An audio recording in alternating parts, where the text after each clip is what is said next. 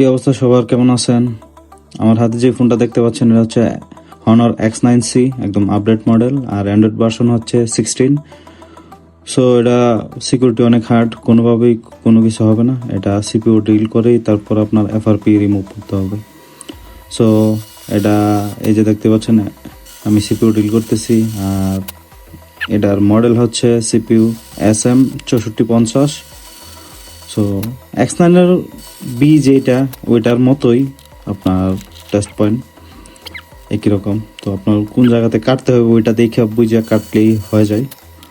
So আমরা এখন এটার কাজটা করব। সো অনেকে আমাকে বলে থাকেন যে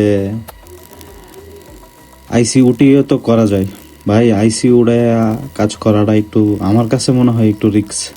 কারণ হচ্ছে এটা যার যার হ্যান্ড স্কিলের উপর ডিপেন্ড করে।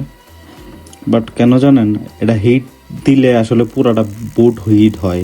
তো এক জায়গা থেকে অন্য জায়গায় হিট লাগলে প্রবলেম করে ফোন, বা দেখা যায় যে আপনি এফআরপি রিমুভ করে লাগাই দিছেন, কিছুদিন পরে ফোনটা একটা প্রবলেম দেখা দেয়। ওভার হিটিংয়ের যে ব্যাপারটা, এটা সবসময় কাজ করবে, এটা বুঝতে হবে। সো আমার কাছে মনে হয় ড্রিল করলে সেফ। আবার ড্রিল করার পরে আপনি ইউভি গ্লো দিয়ে তো আপনি জায়গাটা ফিল আপ করে দিতেছেন, আবার সে আগের মতো মজবুত হয়ে যাচ্ছে।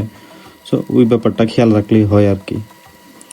সুন্দরভাবে ইউভি গ্লো দিয়ে তারপর এটা আবার জায়গাটা ফিল আপ করে দিলেই এই প্রবলেম আর করে না। আমার আসলে এখন পর্যন্ত কোনো প্রবলেম হয় নাই, এই হচ্ছে ব্যাপার আর কি।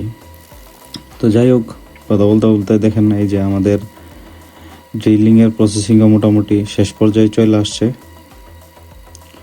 এই যে গ্রিন স্ক্রিনটা আমরা দেখতেই পাইতেছি। সো এইখানে দেখা গেল যে একটু কালো যে ব্যাপারটা ওইটা রয়ে গেছে, ওইটা ক্লিন করে তারপর আমরা স্ক্র্যাচিংয়ে চলে যাব। আর স্ক্র্যাচ করার সময় অবশ্যই আপনি নতুন ব্লেড ইউজ করবেন সব সময়।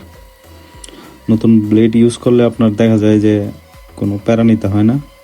আর আর এইখানে কোনো ধরনের কোনো কিপটামি করবেন না ব্লেডের জন্য। কারণ হচ্ছে ব্লেডের যদি আপনার ভালো না হয় তাহলে আপনার স্ক্র্যাচ ভালো হবে না। এই যে দেখতে পাচ্ছেন 3টা স্ক্র্যাচ হয়ে গেছে, আর এখন একটা বাকি। তো এটা স্ক্র্যাচ হয়ে গেলেই আমার কাজ শেষ।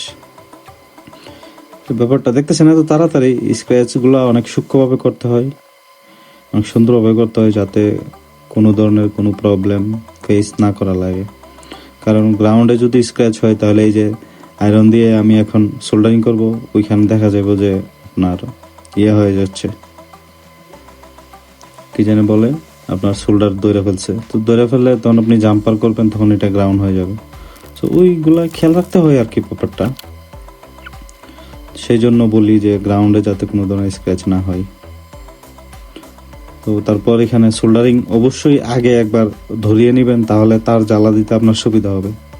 এই যে দেখতে পাচ্ছেন আমি সোল্ডারিং ধরে নিছি, এবং পেস্ট আর হচ্ছে পিপিডি দুইটা মিক্স করে তারপর আমি কিন্তু এই কাজটা করি, সুবিধা হয় আর কি।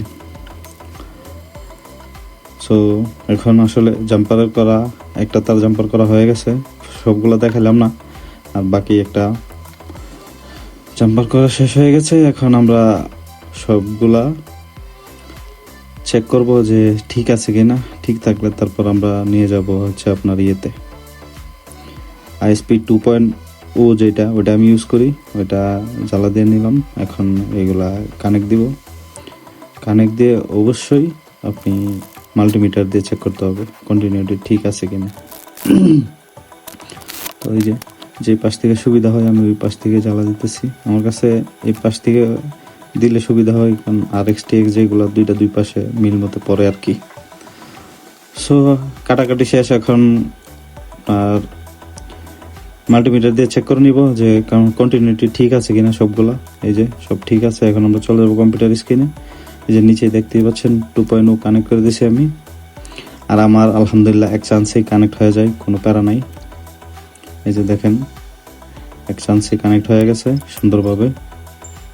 এফআরপি রিমুভ করে দেব, আর হাই স্পিড 40 Mbps কানেক্ট করছি আমি, আর কানেক্ট হয়েছে। সেই হচ্ছে ব্যাপার।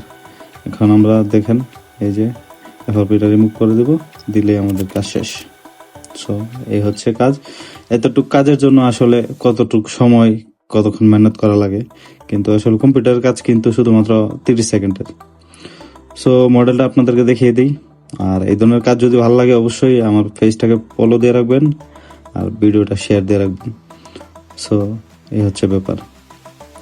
তো এই যে দেখতেই পাচ্ছেন আমাদের ফোন অন হয়ে গেছে। এখন আমরা জাস্ট মডেলটা চেক করব। এই হচ্ছে মডেল অ্যান্ড্রয়েড 16। ভালো থাকবেন সবাই, আল্লাহ হাফেজ।